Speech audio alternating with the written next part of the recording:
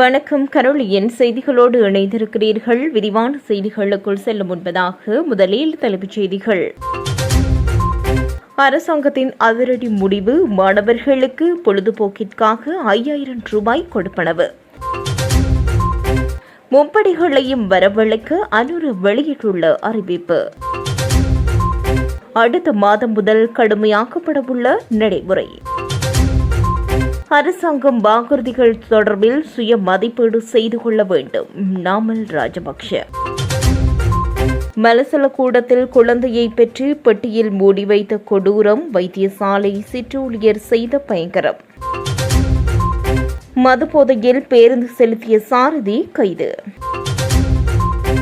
உயர்தர பரீட்சைகளை முடிக்கும் மாணவர்களுக்கும் திரைப்படம் பார்ப்பது அல்லது கடற்கரைக்கு செல்வது போன்ற பொழுதுபோக்கு நடவடிக்கைகளில் ஈடுபட 5000 ரூபாய் வழங்க வேண்டும் என சபைத் தலைவர் பிமல் ரத்நாயக்க நாடாளுமன்றில் முன்மொழிந்துள்ளார். இதேவேளை மாணவர்கள் திரைப்படங்கள் மற்றும் நாடகங்களை பார்க்கவும், நல்ல இசையை கேட்கவும், கடற்கரைக்கு செல்லவும், கலாச்சார நடவடிக்கைகளில் பங்கேற்கவும் ஊக்குவிக்கப்பட வேண்டும் எனவும் தெரிவித்துள்ளார்.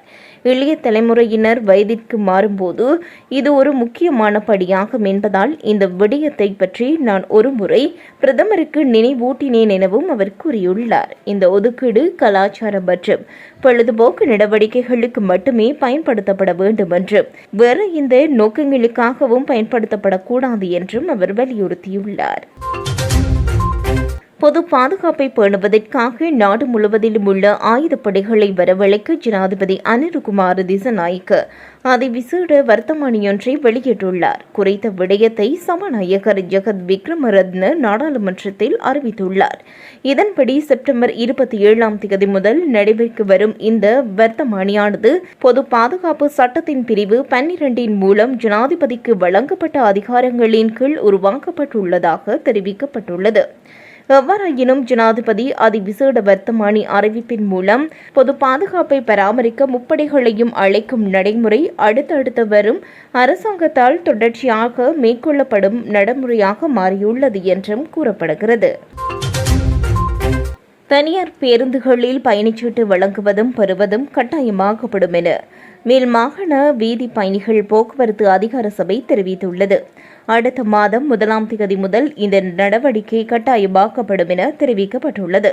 மேல் மாகாண வீதி பயணிகள் போக்குவரத்து அதிகார சபையின் தலைவர் ஹாமினி ஜெயசிங்க ஊடகங்களுக்கு கருத்து தெரிவிக்கும் போதே இந்த அறிவிப்பை வெளியிட்டுள்ளார். இது தொடர்பில் அவர் மேலும் தெரிவிக்கையில், பயணச்சீட்டு வழங்காத நடத்துனர்கள் மற்றும் பயணச்சீட்டுகளை பெறாத பயணிகள் மீது சட்டம் நடைமுறைப்படுத்தப்படும்.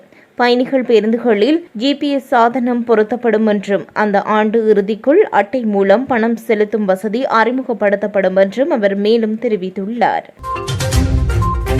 ஒருவரிடம் கழிந்தும் கடந்த காலம் பற்றி மட்டுமே பேசுவதில் பயனில்லை. அரசாங்கம் தங்களது வாக்குறுதிகள் தொடர்பில் சுய மதிப்பீடு செய்து கொள்ள வேண்டும் என்று நாடாளுமன்ற உறுப்பினர் நாமல் ராஜபக்ஷ தெரிவித்துள்ளார். ஊடகங்களுக்கு கருத்து தெரிவிக்கும் போதே அவர் மேற்கண்டவாறு கூறியுள்ளார். இது தொடர்பில் அவர் மேலும் கருத்து தெரிவிக்கையில், கடந்த கால அரசாங்கங்கள் செய்த தவறுகளை ஆராய்வதை விடுத்து தங்களது வாக்குறுதிகளில் எத்தனை நிறைவேற்றப்பட்டுள்ளன, அது எந்த அளவு பயனளித்தது என்று அரசாங்கம் சுய மதிப்பீடு செய்ய வேண்டும். வளமான நாடு, அழகான வாழ்க்கை என்ற கோஷத்துடன் அரசாங்கம் ஆட்சிக்கு வந்தது. இன்று மக்கள் வளப்படுத்தப்படவில்லை. மாறாக 159 பேரும் கோடீஸ்வரராகியுள்ளமை இன்று பேசுபொருளாகியுள்ளதை காண முடிகிறது. 75 வருட சாபத்தினால் செல்வந்தர் ஆக முடியாதோர் கடந்த வருடத்தில் செல்வந்தராகியுள்ளனர். அதே நேரம் கடந்த ஒரு வருடத்தில் பொருளாதார வீழ்ச்சி பாதையில் சென்றுள்ளது. காய்கறி செய்கை 3.6% குறைவடைந்ததுடன் கிழங்கு, வெங்காயம் விளைச்சல் அதிகரிக்கும் காலத்தில் அவற்றை இறக்குமதி செய்வதற்கு அரசாங்கம் நடவடிக்கை எடுத்துள்ளது. அதே நேரம் கடற்தொழில் செயற்பாடு 34% வீழ்ச்சியடைந்துள்ளது.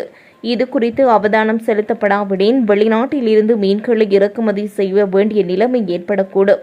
அத்துடன் ரப்பர் தொழில்துறையும் வீழ்ச்சியடைந்துள்ளது. இவை அனைத்தும் தொகை மதிப்பு புள்ளி விவர திணைக்களம் வெளியிட்டுள்ள அறிக்கையில் தெரிவிக்கப்பட்டுள்ள விடயங்களாகும். இதுவே ஒரு வருடத்தில் அரசாங்கம் மேற்கொண்ட வெற்றியாகும். மின்சாரத்துறை ஊழியர்களுக்கு அரசாங்கம் அநீதி இழைத்துள்ளது. 80களில் செய்யப்பட்டவை போன்று இன்றும் செயற்பட முடியாது. காவல்துறை நீதிமன்றத்தை காட்டி அச்சுறுத்திய காலம் முடிவுக்கு வந்துவிட்டது. அவ்வாறு அரசாங்கத்தை கொண்டு செல்ல முடியாது. தொழிற்சங்க நடவடிக்கைகளுக்கு அன்று இணங்காத ஆசிரியர்களை அரசாங்கம் ஆட்சிக்கு வந்து பழி வாங்குகின்றது. எனவே அடக்குமுறைகளை கைவிட்டு அரசாங்கம் மக்களுக்கு தேவையான நடவடிக்கைகளை அரசாங்கம் எடுக்க வேண்டும் எனவும் அவர் தெரிவித்துள்ளார். மட்டக்களப்பு போதனா வைத்தியசாலையில் சத்திர சிகிச்சை பிரிவின் மெலசல கூடத்தில் குழந்தையை பிரசவித்து குழந்தையை கட்டிலின் கீழ் மறைத்து வைத்திருந்த சுகாதார சிற்றூழியர் ஒருவர் கைது செய்யப்பட்டுள்ளார். இச்சம்பவம் நேற்று முன்தினம் இடம்பெற்றுள்ளது. குறித்த வைத்தியசாலையின் சத்திர சிகிச்சை பிரிவில் கடமையாற்றி வரும் 35 வயதுடைய சிற்றூழியரான இந்த பெண் 2 பிள்ளைகளின் தாயார் என தெரிவிக்கப்பட்டுள்ளது. அவர் வழமை போல் வைத்தியசாலையில் கடமையாற்றி வந்துள்ள நிலையில் வயிற்று வலி ஏற்பட்டதால் அங்குள்ள மெலசல கூடத்திற்கு சென்று யாருக்கும் தெரியாமல் ஒரு பெண் குழந்தையை பிரசவித்துள்ளார். பின்னர் அக்குழந்தையை பெட்டியொன்றில் மூடி கட்டிலின் கீழ் மறைத்து வைத்துவிட்டு தனது கடமைகளை தொடர்ந்துள்ளார். இந்நிலையில் அவருக்கு இரத்தப்போக்கு அதிகரித்ததை அவதானித்த தாதியர் ஒருவர் அவரை வார்டில் அனுமதிக்க செய்துள்ளார்.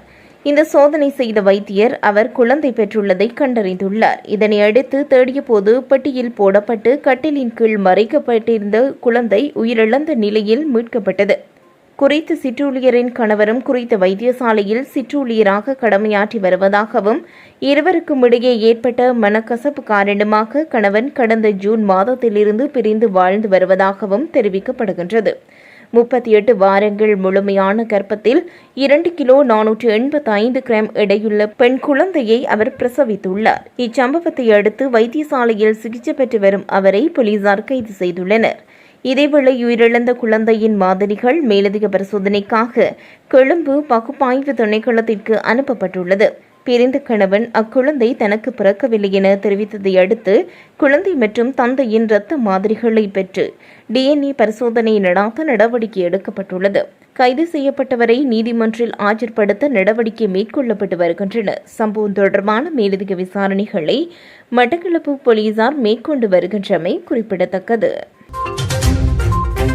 மதுபோதையில் பேருந்து செலுத்தியதாக கூறப்படும் சாரதியொருவர் நுவரேலியா கந்தப்பள்ளி பகுதியில் கைது செய்யப்பட்டுள்ளார். உடப்புசலாவையில் இருந்து நுவரேலியா நோக்கி பயணித்த இலங்கை போக்குவரத்து சபைக்கு சொந்தமான பேருந்தை செலுத்திய சாரதியே கைது செய்யப்பட்டுள்ளார். சாரதியை கைது செய்யும் போது அவர் செலுத்திச் சென்ற பேருந்தில் சுமார் 30 பயணிகள் பயணித்ததாகவும் போலீசார் தெரிவித்துள்ளனர்.